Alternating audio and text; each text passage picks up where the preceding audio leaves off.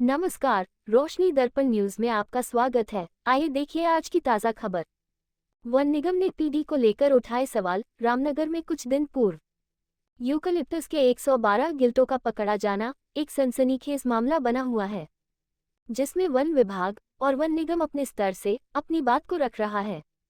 वहीं वन विभाग के अधिकारियों का कहना है कि यह माल वन निगम की लाद से चोरी हुआ है, लेकिन वही वन निगम के डीएलएम राकेश कुमार ने बताया कि ये यूकलिप्टस का माल हमारी लोटों से चोरी नहीं हुआ है, जिसको लेकर दोनों विभाग अलग अलग बयानबाजी कर रहे हैं। वन निगम के डीएलएम ने बताया कि लॉट क्षेत्र में नियमित सफाई का कार्य कराया गया है। लॉट क्षेत्र में वन कर्मियों की निगरानी चौकी स्थापित है। हाथी डांग से रामनगर तक 3-3 चौकी बैरियर बने हुए हैं। तब चोरी कैसे संभव हुई? डीएलएम ने बताया कि विगत लगभग 30 वर्षों से वन विभाग वन निगम पर पीढ़ी आरोपित करता आ रहा है, किंतु पीढ़ी की वास्तविकता प्रमाणित नहीं कर पाया है। वहीं वन निगम अस्वस्थ है कि वन विभाग के द्वारा पीढ़ी व्यक्तिगत कारणों से एक तरफ थोपी गई है। वहीं वन विभाग के डीएफओ प्रकाश चंद्र आर्य ने बताया कि वन निगम पर 4,90,000 की पीढ़ी लगाई गई है, जिसमें ये जानकारी मिली है कि चोरी वन निगम की लोट से हुई है। अब देखने वाली बात यह है कि इसमें क्या कार्रवाई होती है, क्योंकि दोनों विभाग अपना अपना पक्ष मजबूती से रख रहे हैं। आप लगातार देखते रहिए रोशनी दर्पण न्यूज। रामनगर से रोशनी दर्पण न्यूज की यह विशेष रिपोर्ट। चैनल को लाइक, कमेंट और सब्सक्राइब करना ना भूलें।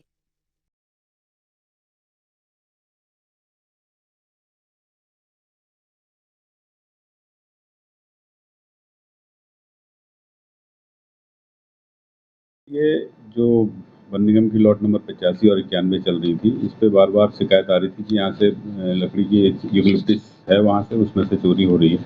तो उसके लिए हमारी टीम लगातार प्रयासरत थी कि किसी भी तरह से ये चोरी ना होने पाए। और इसी कड़ी में एक दिन जो है ये इनके वन निगम के लॉट से निकला हुआ माल जो है वहाँ पर पकड़ा गया। और उस जो 112 गिल्टे पकड़े गए हैं, उन गिल्टों को लेकर के हमने अपने कब्जे में लिया है और उसकी जांच की जा रही है। तो जांच की रिपोर्ट लगभग फाइनल हो गई है।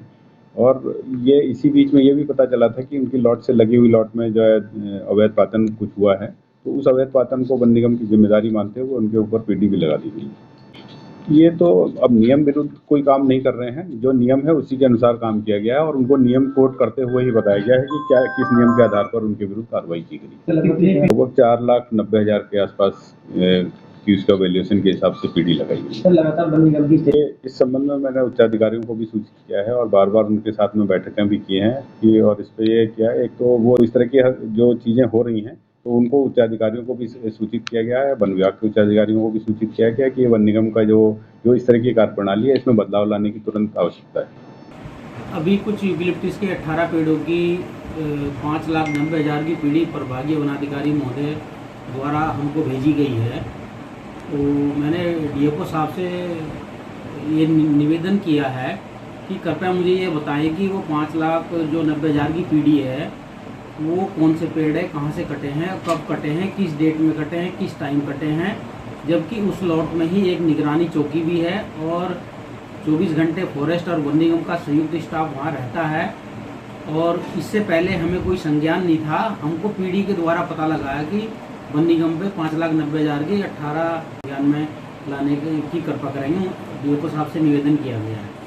विगत वर्षों में भी प्रभागीय वनाधिकारी महोदय द्वारा 13 खैर के पेड़ों की पीढ़ी भेजी गई थी, जबकि वो दैनिक जागरण और अमर उजाला पेपरों में जो खबरें छपी थी कि वो उन्हीं के फॉरेस्ट गार्ड और उन्हीं के वाचक के द्वारा पेड़ कटवाए गए थे, वो समाचार भी वायरल हुआ था।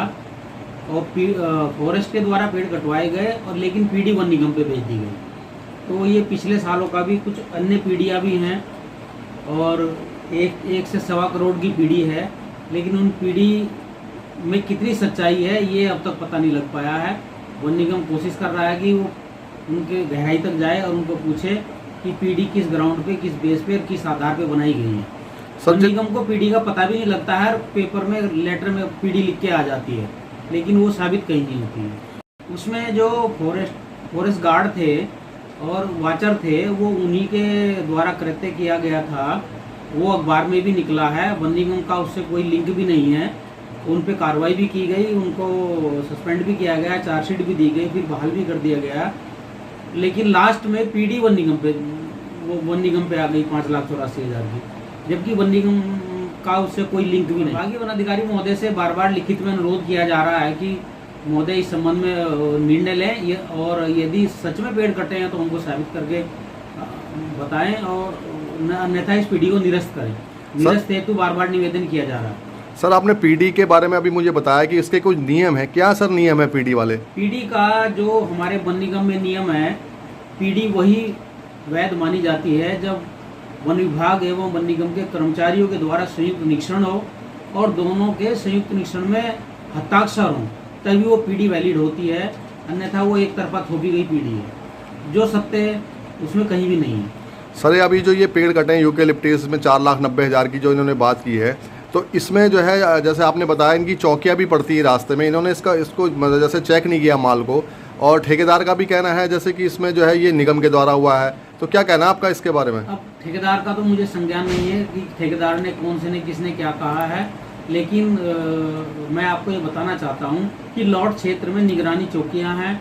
लॉट क्षेत्र में ही वन विभाग वन निगम का संयुक्त रूप से काम किया है। उन्होंने निशेष पातन की लॉट थी, हमने आगे आगे पेड़ कटान, जड़ खुदान और ढुलान का काम किया है और पीछे वन विभाग ने सफाई का कार्य किया है। तो जितने दिन भी हमारा 1.5-2 महीने यूकेलिप्टस का काम चला है, वन विभाग का स्टाफ 24 घंटे हमारे साथ रहा है।